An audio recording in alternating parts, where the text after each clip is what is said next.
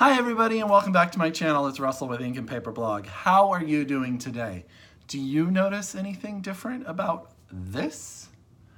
I am actually on the road for work and I don't actually get home for many days. I left Sunday afternoon and I don't return until tomorrow night. But I wanted to bring you a video, so ironically, I brought a bunch of books in my suitcase to do a video with you because I am super excited about this video topic. My friend Kendra Winchester is half of the Amazing Reading Women, which is a fantastic podcast. I will link them down below. If you have not listened to them, you absolutely must. And next month is actually their anniversary month, and they are going to be hosting a readathon, a month-long readathon, because the Reading Women put together at the beginning of the year a Reading Women Challenge document where they have 24 questions and 2 bonus books or types of books you can read over the year with them, and it's called the Reading Women Challenge. And they are going to be hosting a readathon to either get you just to read some different books by women or about women, or if you are already participating, to help you get through your list of 24 topics that you are trying to just check off and get done and read fantastic books. So they asked me very nicely if I wanted to participate in their readathon, and I said yes. So you guys will absolutely be seeing a TBR video from me. Now, I'm not doing their reading challenge throughout the year, but I've picked 5 books and 5 questions from their, or prompts, I guess is a better word, prompts from their reading challenge that I'm going to read over June. But they also, Kendra, asked me if I would do a video to recommend some books to you. And so I picked question number 23, question number 23, which is basically, pick a book that's been on your TBR for a while. So you're like, Russell, you're not gonna know books that have been on my TBR, but I know books that have been on my TBR. And I think there are gonna be some books that you probably wanna read or you've been thinking about reading, so I'm calling it your mental TBR. And I'm gonna recommend 7 books to you, and a couple of them will actually help you with a couple of the challenges if you want to read them.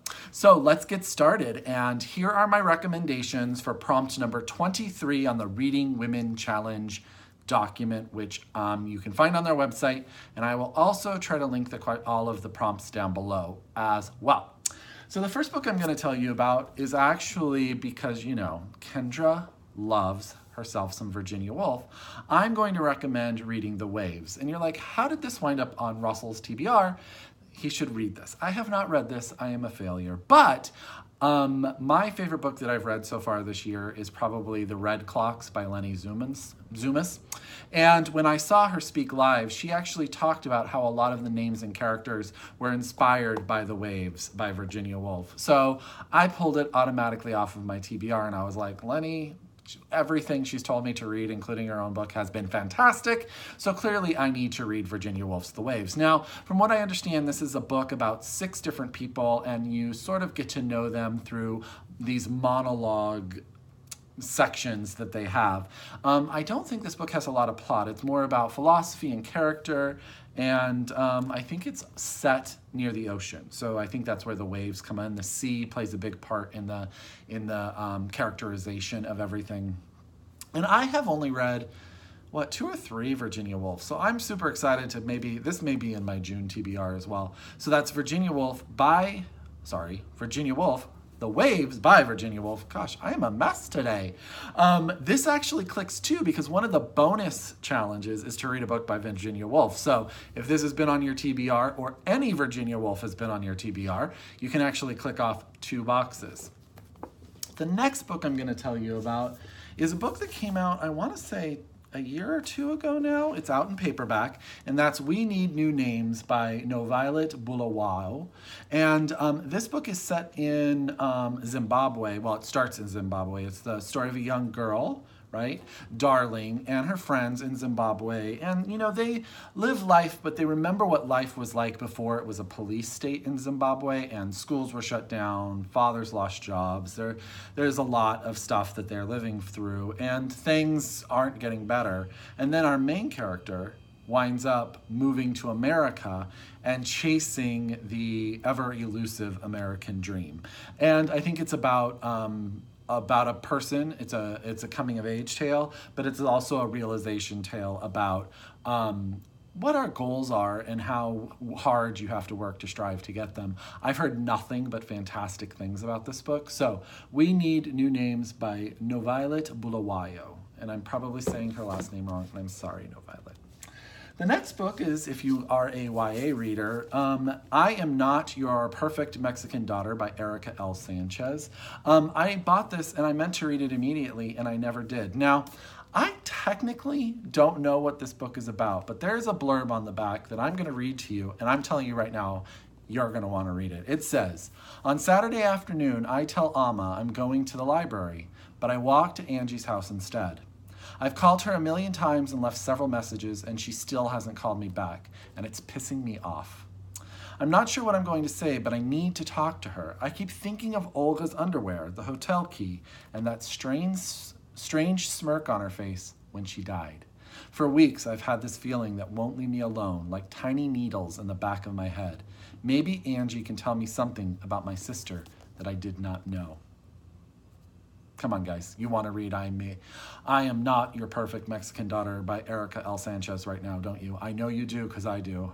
Oh, goodness, that sounds so good. Okay, the next thing is, just in case you're looking for a collection of short stories that you may have missed, that is Kiss Me Someone by Karen Shepard. Now, I just know that these are all short stories about women on different paths, different walks of life. I think the way that it's explained in the beginning is they walk between two various states. For example, selfishness and compassion, adolescence and adulthood. And they deal with things like class, mixed-race identity, and everything. This hardback version I got at one of my independent bookstores is gorgeous, but just throwing in a short story collection if you guys had maybe missed this one. That's Kiss Me Someone by Karen Shepard. I love that cover. I think it's fantastic. And I believe Amy Bender and Richard Ford blurb it on the back, so it can't be bad, right? Can't be bad. The next book also clicks off two categories on the Reading Women Challenge book list, and that is The Strays by Emily Bitto. Now, this book was shortlisted for the Reading Women's Fiction Prize last year, which is another one of their categories, and I've had it, and oh my god, you guys, the cover, and the paperback has the same cover, so, oh, so good. This is about a young girl who meets a family who runs an art colony. And I think she comes from a poor working class family, so she's not used to sort of the avant-garde style and livelihood and the way that this family runs their household. And I think she wants to become involved. I don't know too much about the plot. All I know is that the Reading Women loved this book. And I love the idea of someone entering into a world of art that's different and giving them a new perspective on the world, which is what I think art does in its own way. So that's The Strays by Emily Bitto. Okay, two more. I'm ashamed to say I have not read this book, because everyone I know in my life that has read this book has loved this book. And don't ask me why I haven't read Shelter by Jung Yun. I started it on audio and I didn't like the audio, and then I never got back to it. And I think I will like this book. This is the story of a family.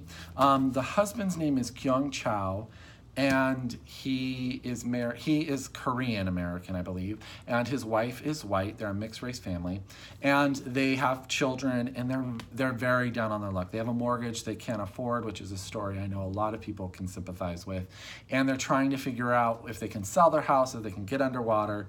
And one day when the people are there to look at the house, his mother shows up naked, beaten in his yard. And this is the story of what happened, how they got there, what happened in the house, how our main character got to where he is in his life.